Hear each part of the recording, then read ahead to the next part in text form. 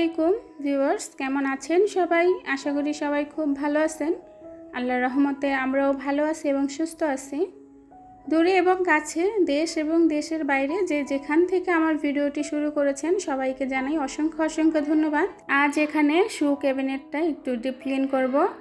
তো ভাবছি অনেক দিন যাবতই এটা পরিষ্কার করব, তো সময় করে পাচ্ছিলাম না। তো আজকে যেহেতু পরিষ্কার করতেছি, তো ভাবলাম যে আপনাদের সাথেও সেটা শেয়ার করি। আসলে অনেক দিন যাবতই ভাবতেছিলাম এটা একটু পরিষ্কার করব। তো এটার মধ্যে অনেক পুরনো জুতা, নতুন জুতা সব কিছুই ছিল, তাই আজকে পরিষ্কার করে পুরনো যেগুলো আর যেগুলো পরার অযোগ্য সেগুলো বেছে ফেলে দিব। তো আরেকটা শু ক্যাবিনেট আছে, সেটার মধ্যে প্যাকেট করা জুতা, তাই সেটা কিন্তু পরিষ্কার করতে হয় না। এটা যেহেতু এইভাবে জুতাগুলো রাখা হয়, অনেক বেশি ধুলোবালি জমে যায়, তো সেজন্যই আজকে এটা পরিষ্কার করতেছি। আর আজকে পছন্দের একটি তরকারি রান্না করব, সেটাও আপনাদের সাথে শেয়ার করব। তো জুতাগুলো আমি বের করে নিলাম, তারপর একটি শুকনো কাপড় দিয়ে কিন্তু খুব সুন্দর করে ভালো করে মুছে নিলাম। যেহেতু এটা পাটেক্সের, তো পাটেক্স জিনিস কিন্তু পানি দিয়ে একদমই মোছা যায় না, তাহলে পাটেক্সটা নষ্ট হয়ে যায় এবং ফুলে যাওয়ার সম্ভাবনা থাকে। তো শপিংয়ের যে ব্যাগগুলা, সেই ব্যাগগুলাই এখন আমি কেটে তারপরে প্রত্যেকটা তাকে বিছিয়ে দিব। তো এইভাবে প্রত্যেকটা তাকে বিছানোর পর জুতোগুলো আমি গুছিয়ে রাখবো, আর যেগুলো ফেলে দেব সেগুলো এখানে আর রাখবো না।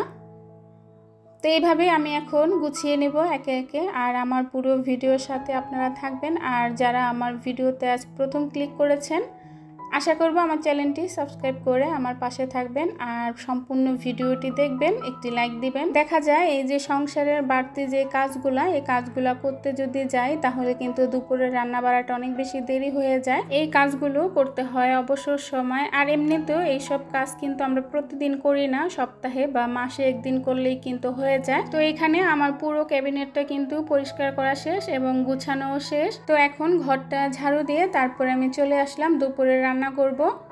তো এখানে কলমি শাক, কালকে মুস্তাকিমের বাবা আর আমি একটু মার্কেটে গিয়েছিলাম, তো তখন যখন আমরা রিক্সায় উঠতেছি তখন দেখে একটু মুরব্বি বসে এই কলমি শাক বিক্রি করতেছে। তো মুস্তাকিমের বাবাকে বললাম কি, দেখো কলমি শাকটি কিন্তু অনেক সুন্দর লাগছে। তোর বাবা আবার রিক্সা থামিয়ে তারপরে 3 আটি কলমি শাক নিয়ে আসছে। আসলে কলমি শাকটি অনেক বেশি সুন্দর, কলমি শাকটি দেখে আমার অনেক বেশি ভালো লাগছে, তাই ভাবলাম আপনাদের সাথে শেয়ার করি। আসলে এইসব কলমি শাক কিন্তু সচরাচর ঢাকায় পাওয়া যায় না। আমরা যখন গ্রামে ছিলাম তখন কিন্তু এরকম শাক তুলে রান্না করতাম, অনেক বেশি ভালো লাগতো এরকম সতেজ শাক রান্না করে খেতে। তো আজকে এই শাকটা আমি বড় চিংড়ি মাছ দিয়ে রান্না করব। আসলে ঢাকায় তেমন একটা শাক কিনে খাই না আমি, আমার কাছে তেমন ভালো লাগে না।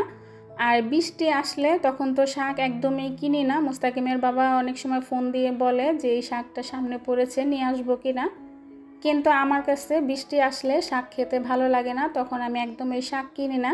অনেকের মনে হয়তো আবার প্রশ্ন জাগতে পারে যে বৃষ্টি আসলে শাক খেতে কি সমস্যা।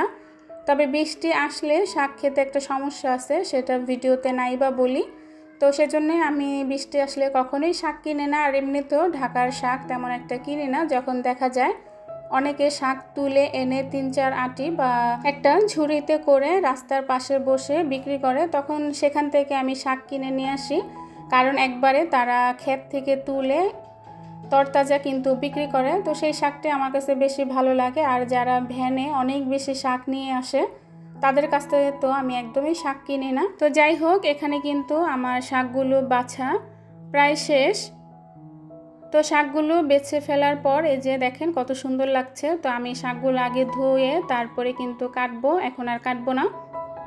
আগে শাকগুলো ভালো করে ধুবো, তারপর একটু পানি ঝরে তারপরে আমি শাকগুলো কেটে নিব। তো এখানে একটু ডাল বসাবো, আজকে আম দিয়ে ডাল রান্না করবো। আর যেহেতু অল্প গ্যাস, তো এই গ্যাসের মধ্যে ডালটা একটু ভালো হবে। তো গ্যাসে তো আর রান্না করা যাবে না, সিলিন্ডারেই রান্না করব। তো রান্না করতে করতে দেখা যায় ডালটা হয়ে যাবে। আর ওইদিকে আমি একটা ডিম সিদ্ধ দিয়েছি। তো কাজের ফাঁকে আবার একটা ডিম সিদ্ধ খাবো, যেহেতু শরীরটা ভালো না। মোস্তাকিমের বাবা বারবার মার্কেট থেকে ফোন দিয়ে বলে তুমি কি ডিম সিদ্ধ খেয়েছো কিনা। তো আসলে অনেক সময় ভুলে যাই, যখন দেখি ওর বাবা ফোন দিচ্ছে যে তুমি ডিম সিদ্ধ করে খেয়েছো, তখন আবার মনে পড়ে, তখন আবার তাড়াতাড়ি এসে একটা ডিম সিদ্ধ দেই। তো সুহানা মুস্তাকিম দুজনেই কিন্তু স্কুলে, বাসায় একজনও নেই, আমি কিন্তু একা একাই কাজ করছি, সেই ফাঁকে রান্না বাড়াও করছি। তো এখানে ডালটা বসিয়ে ফ্রিজ থেকে মুরগি আর চিংড়ি মাছ বের করলাম। তো চিংড়ি মাছটা কেটে নেব আর মুরগিটা ভিজিয়ে রাখবো। তো এখানে কিন্তু আমার সব কিছু রেডি করা হয়ে গেছে, সব ধুয়ে একবারে রান্নাঘরে চলে আসছি। ওইদিকে আমার ডাল হচ্ছে আর এইদিকে আমি চিংড়ি মাছটা ভেজে তারপরে কিন্তু এই যে কলমি শাক দিয়ে রান্না করব। তো মোস্তাকিম কলমি শাকটা অনেক বেশি পছন্দ করে। অনেক সময় দেখা যায় কি কলমি শাকটা একবারে কুচি কুচি করে কেটে তারপরে কিন্তু আমরা ভাজি করি, তো সেই ভাজিটা ও অনেক বেশি পছন্দ করে। তো আজকে আর ভাজি করব না, আজকে চিন্তা করলাম চিংড়ি মাছটা দিয়ে রান্না করি।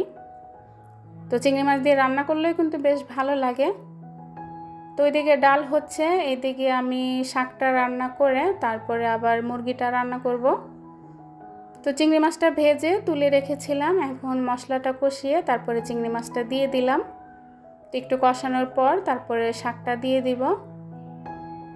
তো রান্না শেষ করে আবার কিন্তু মুস্তাকিমকে আনতে যেতে হবে, তো এই জন্য একটু তাড়াহুড়ো করেই কিন্তু রান্নাটা করছিলাম। তো শাকটা এখন আমি দিয়ে দিলাম, তারপরে একটু ভালো করে নেড়ে চেড়ে একটু ঢাকা দিয়ে দিব। তো একটু ঢাকা দিলে দেখা যায় কি শাকটা তাড়াতাড়ি হয়ে যায়। তো যখন শাকটা একটু সিদ্ধ হয়ে আসবে তখন আমি ঢাকনাটা উঠিয়ে ফেলবো, তখন আর ঢাকবো না। আর যদি যে কোনো শাকে যদি আমরা ঢেকে রান্না করি তাহলে কিন্তু শাকের কালারটা নষ্ট হয়ে যায়। তো এখন এই যে আমি শাকটা ঢেকে দেব। তো ঢেকে দিয়ে কিন্তু বেশিক্ষণ ঢাকনা দিয়ে রাখবো না। তারপরে দেখেন আমার শাকটা হয়ে আসছে, আমি এখন বেড়ে নিলাম। তো মাঝখানের ফুটেজগুলো রাখতে পারি নাই, আসলে মোবাইলে ফোন আসছিল, আমার মা ফোন দিছিল, তো সেই কথা বলার ফাঁকেই কিন্তু আমার শাক রান্নাটা কিন্তু হয়ে গেছে। দেখুন অনেক সুন্দর লাগছিল কালারটা। তারপরে দেখলাম লাইনের চুলে একটু গ্যাস বেড়েছে, তো চিন্তা করলাম এখানে এই মুরগিটা বসিয়ে দেই, আর মুরগি রান্না হতে হতে বাকি যে কাজগুলো সেগুলো আমি সেরে ফেলি, তাহলে দেখা যায় আমার একটু তাড়াতাড়ি হয়ে যাবে। তো তরকারিটা রান্না করে তারপরে কিন্তু মুস্তাকিমকে স্কুল থেকে আনতে যেতে হবে। তো এখানে ভালো করে মশলাটা কষিয়ে নিলাম, কষানোর পর মুরগিটা দিয়ে দিব। তারপরে আমি একটা টমেটো কেটে রেখেছিলাম, সেই টমেটোটাও দিয়ে দিব। তো আজকে বেশি কিছু দিয়ে রান্না করব না, একদম ভুনা, বেশি কিছু বলতে আলু দিয়ে রান্না করছি না, আজকে মুরগিটা একদম ভুনা করব, শুকনো শুকনো যে ভুনা সেটা। তো সোহানা সবসময় বলে যে আম্মু তুমি মুরগিতে আলু দাও কেন, একটু কষানো টাইপের করতে পারো না। তো দেখা যায় কি মুস্তাকিমে অনেক বেশি ঝোল পছন্দ করে, তো রান্নাটা যদি কষানো টাইপের করি তো মুস্তাকিমে ভাত খেতে অনেক বেশি কষ্ট হয়ে যায়, তাই সেভাবে আর রান্না করি না। তো আজ সোহানার কথা চিন্তা করেই মুরগিটা ভুনা করে দিলাম। তো এখানে কিন্তু মুরগির মাংসটা হয়ে আসছে, জিরা গুঁড়া দিয়ে তারপরে আমি বাটিতে নামিয়ে নেব। তারপরে ডালটা আমি বাগার দিলে আমার রান্না কিন্তু আজকের মতো শেষ। তো এখন আমি তরকারিটা একটা বাটিতে ঢেলে নিলাম। তো মুরগির মাংসর কালারটা কিন্তু বেশ সুন্দর আসছে, আপনারা দেখলেই বুঝতে পারবেন। আসলে ভুনা গরুর মাংস আর মুরগির মাংস যেটাই হোক না, ভুনা করলে কিন্তু অনেক বেশি ভালো লাগে খেতে। তো এখানে এখন আমি ডালটা বাগার দেব। আজকে ডালের মধ্যে কাঁচামরিচ দিতে পারি নাই, বাসায় কাঁচামরিচ ছিল না, তো ভাবলাম আজকে শুকনো মরিচ দিয়ে ডালটা রান্না করি। তো মোস্তাকিমকে যখন স্কুলে দিয়ে আসছি আমার তেমন একটা খেয়াল ছিল না যে ঘরে কাঁচামরিচ নাই, তো তখন নিয়ে আসলে আমার ডালটা খুব সুন্দরভাবে রান্না করা যেত। তো যাই হোক, শুকনো মরিচ দিয়ে ডালটা বাগার দিয়েছিলাম, সাথে কয়েকটা জিরা, আস্ত জিরা, রসুন কুচি এবং পেঁয়াজ কুচি দিয়ে কিন্তু বাগার দেওয়ার পর ডালটা কিন্তু অনেক বেশি মজা হয়েছিল। তো এই যে এখানে কিন্তু আমার ডালটা হয়ে গেছে। তো ডাল হতে হতে কিন্তু আপনাদের কাছ থেকে বিদায় নেওয়ার সময়টাও চলে আসছে। তো এখন আপনাদের কাছ থেকে বিদায় নেব, সবার সুস্বাস্থ্য কামনা করে আজকের ভিডিওটি আমার এ পর্যন্তই। সবাই ভালো থাকবেন, সুস্থ থাকবেন এবং নিরাপদে থাকবেন। আমার পরবর্তী ভিডিও আসা পর্যন্ত আল্লাহ হাফেজ।